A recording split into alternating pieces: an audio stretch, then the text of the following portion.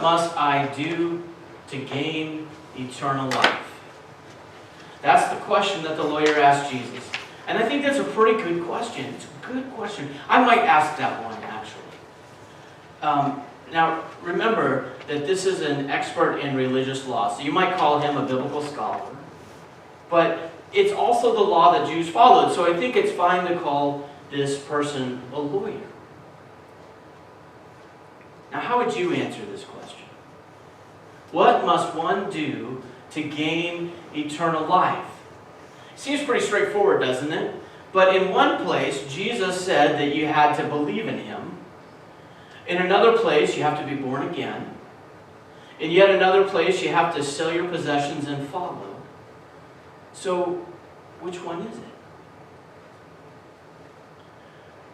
Jesus actually turns his question back on the lawyer. He says, how do you interpret the law? And the law is pretty clear in this instance. And so the lawyer quotes two pieces of law that will sum up the entire law. Love God, love neighbor. You are correct, sir, Jesus says. So now at this point, the lawyer should be feeling pretty good about himself, right? Because he gave the correct answer. Jesus praises him. His brain was probably, though, running through the possibilities that this scenario posed, because you can't just stop at the answer. You also have to see beyond the answer. So, Jesus isn't giving him anything new. That's the first thing. And so why was it so easy for me to answer that question? Why are people following this guy if we already have the answer? Because Jesus is really popular. People are coming to him to ask these questions, and they've been teaching the same thing for centuries, right? And remember, he's trained to find the loopholes and to close the loopholes. So he asked the second question. Who is my neighbor? So how do you feel about loopholes, right? You hear a news story and you hear about a case that is won or lost because of a loophole. They're great if they work in your favor. Not so good if they work against you, right? Excuse me. Now, the idea of loopholes got me curious. I wondered, what are some of the loopholes that people have used to win their case? And so, were there any famous ones? And so I looked online to see if I could find any to share with you. And what I found was something very interesting. In an article in Forbes magazine from 2017, the author, Robert Andrews, writes about a legal loophole that might help you get away with murder. Interested? Okay. It turns out that national parks have some different rules. If a crime is committed in a national park, then they are handled by federal court. Federal land means federal crime, federal court. Now, in most cases, this isn't an issue because most national parks are small enough that they fit within one district and one state, and so not an issue. They're entirely contained in one federal district. But there is a national park that this isn't the case for, and that's Yellowstone National Park. Now, Yellowstone was established in 1872. This was 17 to 18 years before the states of Montana, Wyoming, and Idaho were established. Now, most of Yellowstone is contained in Wyoming, but there's a sliver of Yellowstone in Idaho and in Montana. Now, Idaho is our interesting sliver. A law professor at Michigan State by the name of Brian Kalt looked into this region, and he published a paper, I think it was in 2002, called The Perfect Crime. And before I tell you how to get away with murder, I'm going to emphasize that he was looking for the loophole to close it, not to exploit it, and wanted to remind you all to not use this to your advantage, okay? And the thing that was interesting to me, though, is that nothing had been done to close this by 2017, 15 years later, when this article was written. So it turns out that if you committed murder in Yellowstone, you would be held and prosecuted by the District of Wyoming. That is the district that is in charge of all of Yellowstone. and it's under the jurisdiction of that federal district. However, the U.S. Constitution requires that any trial be held in the state where the crime was committed. So if you committed this crime in Idaho, then you would have to be returned to Idaho. That is if you demand your constitutional right to be tried in the state in which you committed your crime. They'd have to send you back to Idaho. But you also have a constitutional right in Amendment 6 to have an impartial jury of the state and district wherein the crime shall have been committed. The state is Idaho, the district is Wyoming. Which means they would have to find 12 jurors who live, now impartial jurors, who live in the Idaho part of Yellowstone National Park in order to hear your trial. Guess what? Nobody lives there. And I mean nobody. Aren't you glad you came to church this morning? Of course, he also pointed out that if you were to murder somebody in that place, that the people who wanted to get back at you could lure you to that place and do the same thing and get away with it too, right? And it doesn't change the fact that murder's wrong. Loophole or not, don't do it. Loopholes, right? That's exactly how Jesus deals with this as well. In answer to who is my neighbor, Jesus tells us the story of the Good Samaritan. And the answer is, everyone is my neighbor.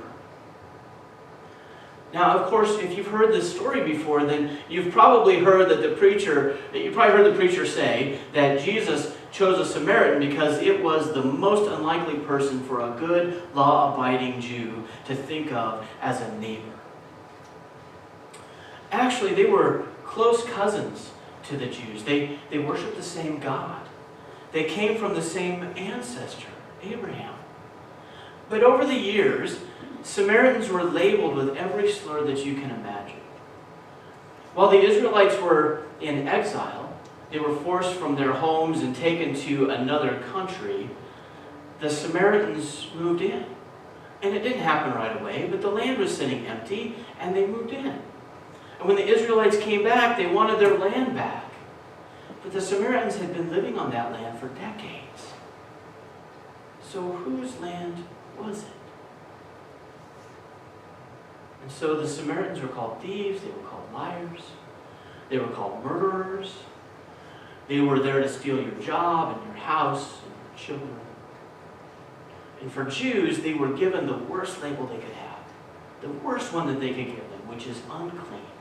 Which really means that they were unworthy to worship God. So how could the Samaritan be the one that comes to the rescue of the half-dead man?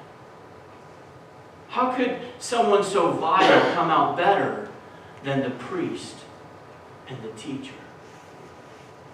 How could the church people get it so wrong? How could we get it wrong? But we do.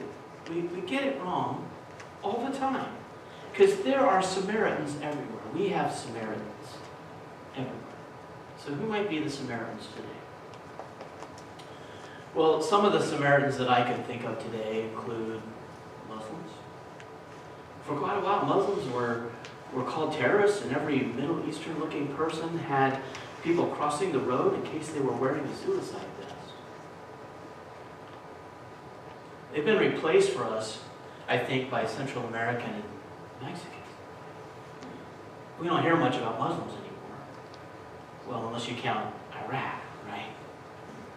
But we hear all kinds of things about immigrants from our southern border, and they're certainly called vile and dirty and immoral and unworthy. So are they our Samaritans? Well, yes, but so are so many more. So are all the unwanteds. Homosexuals are for some people. And the wealthy and the privileged are for some people.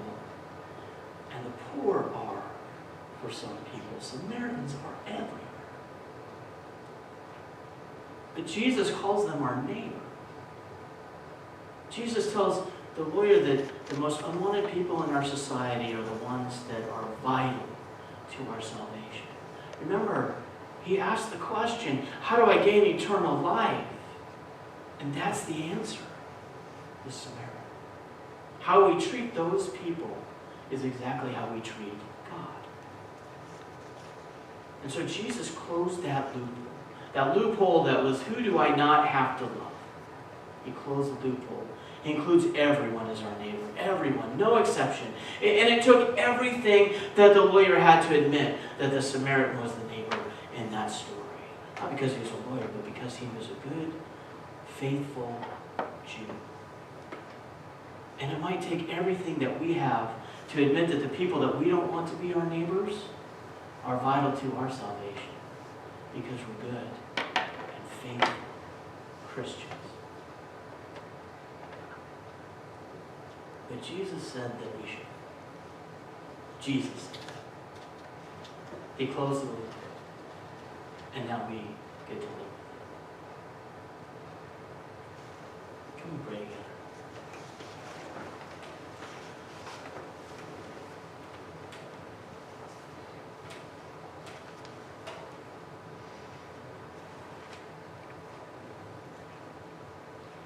God, this story shows us that sometimes it's really hard to love those that you have called our neighbor. It's really hard to do that.